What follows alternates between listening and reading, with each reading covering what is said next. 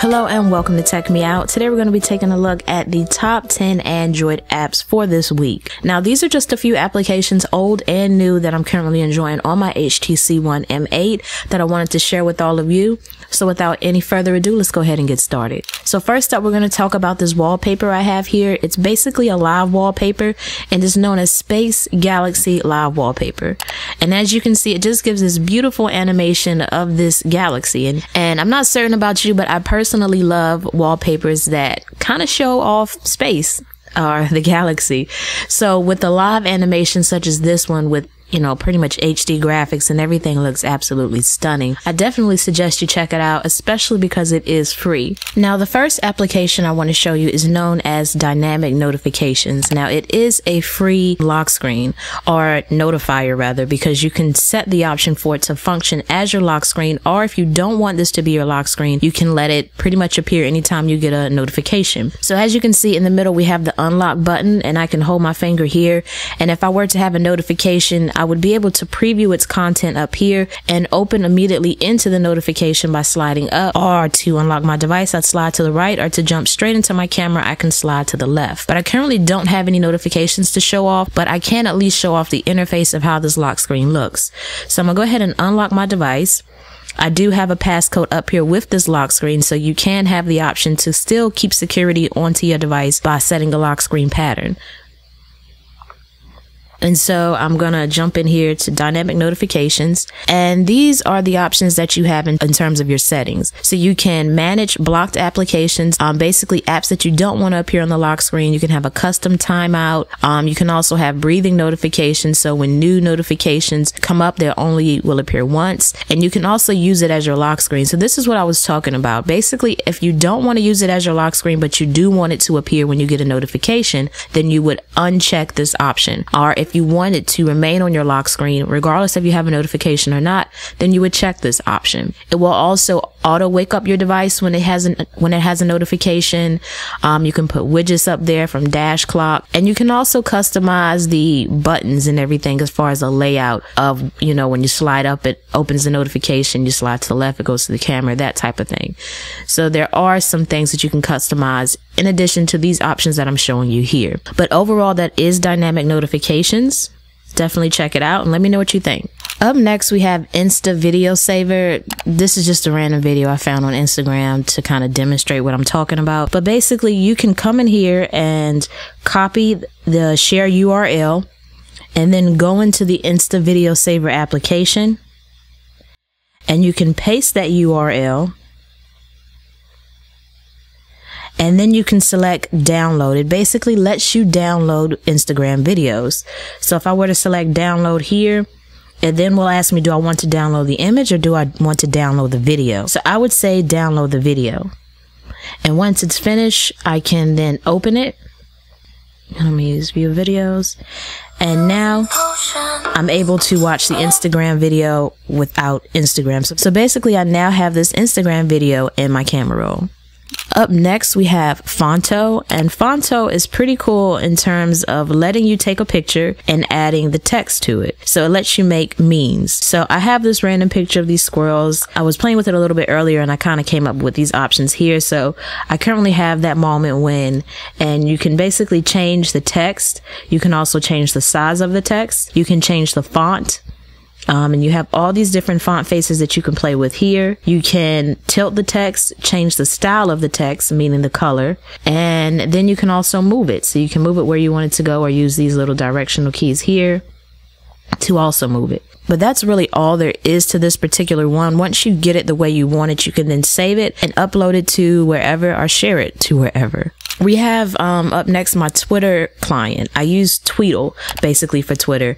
So I really like Tweedle because the interface is simple. It gives me everything I need at a glance and nothing extra. I do like to keep things clean. So just quickly going over the interface here, you have your timeline, you have your mentions, and you also have your messages. Then you can also compose a tweet from within here. Very simple, very fast. You can attach your location, send it, take a photo, or attach a photo. You can also search Twitter or you can adjust your profile and settings from within here. So like I said, the interface is very simple. It's nothing advanced or anything. Shout out to Mr. Bowtie for the retweet. I was just kind of showing off the profile aspect of it in terms of when you click on somebody's page and how it looks. It's just a very clean, simple Twitter client. Nothing advanced. So if you want something that's just kind of straight to the point, definitely check this one out. Now, after Tweedle, I have Retrica.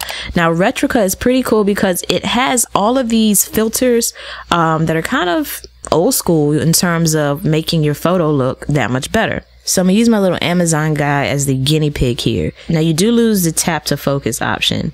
So you pretty much have to get everything into view as you normally would. You can flip your camera up here. So you can add different effects. So you can add this one here. You can blur the background a little bit. Let me take that off. And then you can add a frame. You can do a timed photo. That way, if you need some more time before it takes the photo. But coming into here is where you would select your filters. So you have pretty much these different categories with a ton of different filters you can use and apply to the picture that you're taking. And so you get to see all of these filters take effect on the photo in real time, which I thought was pretty nice. And so these are just a few. They're kind of like Instagram filters if I had to, put them in the category of something. But overall, that is Retrica. I really like the way it makes your photos look. You can come in here and customize a few settings for Retrica, but not many. But nonetheless, I think it is an application that is definitely worth checking out. So up next, I have an application for all of you that kind of like to take a photo on the sly. Meaning if you're in public and you want to take a photo without anyone noticing because your screen doesn't look like you're taking a photo, then this is definitely the application for you. I know it's probably longer than SCOS, and I'll put it in here in the video or down in the description box. But basically what it does is it gives this little overlay on your screen here where it will function as your camera. So let me come in a little closer. So taking a closer look here, you see that you have a very discreet way to take a photo. It's transparent, it's small, and it's barely noticeable. So you'll notice the options that you have here. You have your image preview here, which is something that I really like. You don't have to guess what you're taking a photo at. You can also change the color of the theme. You can switch the video or switch the camera so that it goes to the front facing camera instead. You can take a video instead of a photo. You can do burst shots. There's an option here for auto where it will take a photo at like every 2 seconds on its own. Or you can even select face so that it auto detects the face in the photo. But after it takes the photo, it puts it in a camera roll, or it puts it in an album in your camera rolls. But that's basically all there is to that particular application. It's a nice way to take a photo on the low. So the next application we're going to take a look at is Echo Lockscreen. This is another lock screen application that I'm enjoying that I think you all will enjoy as well. It basically goes in reference to your Wi-Fi connection in terms of how it's going to make your lock screen look.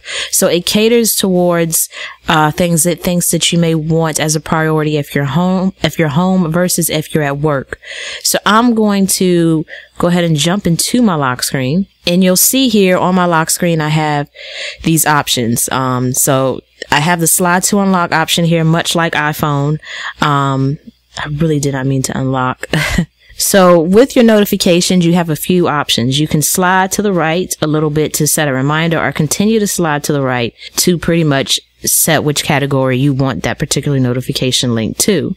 And then you can tap on it to open it. But that's really all Echo Lockscreen is. It's a simple interface, but it's a beautiful interface. I mean, just look at it. I know the wallpaper has something to do with that as well, but nonetheless, I really like the layout of it. As far as giving you the time up here, the date, and the battery percentage, and then the slide to unlock option, and then a quick view of your notifications when they arrive. Now, the next thing I want to go over with you is a launcher. It's known as Terrian.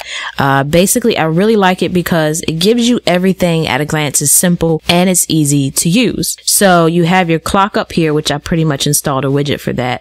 And then I put my icons down here. The only thing I did not like about this particular one is sometimes it will move a little slow, but when it's working properly, it's enjoyable. So hitting these 3 lines here will pretty much pull up your cards that you have over here.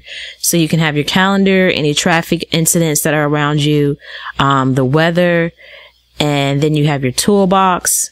Under your toolbox, you have your recent applications, your calendar, and your clock. Now you can add more cards here by selecting add, and you can choose which cards you want to appear there. but those are just the ones that I selected here.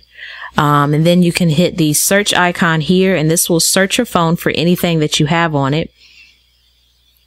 Or you can hit this little icon here, and this will pull up your application. So that is your app drawer, and you have quick access to the Play Store, as well as another search feature here to search your applications only.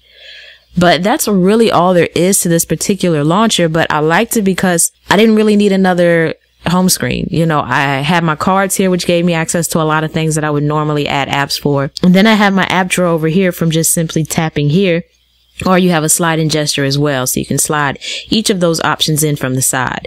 So it's definitely one launcher that I would say to check out because it's pretty nice. And then last but certainly not least, I have Versus. Now Versus is very nice if you are interested in two different phones and you can't decide which one to get, because it will show you a comparison of the two. So you can search for two phones, and in my case I already have two that I was looking at, which was the iPhone 5S and the Samsung Galaxy. After you type in the phones that you want to find out about, you would select go, and it will then find those phones. And after it finds those phones, you can slide to the right, and the phone on the right, it will show you the top reasons for getting that one, which in the case of the 5S, which in the case of the Galaxy S5, it's 87 reasons as to why.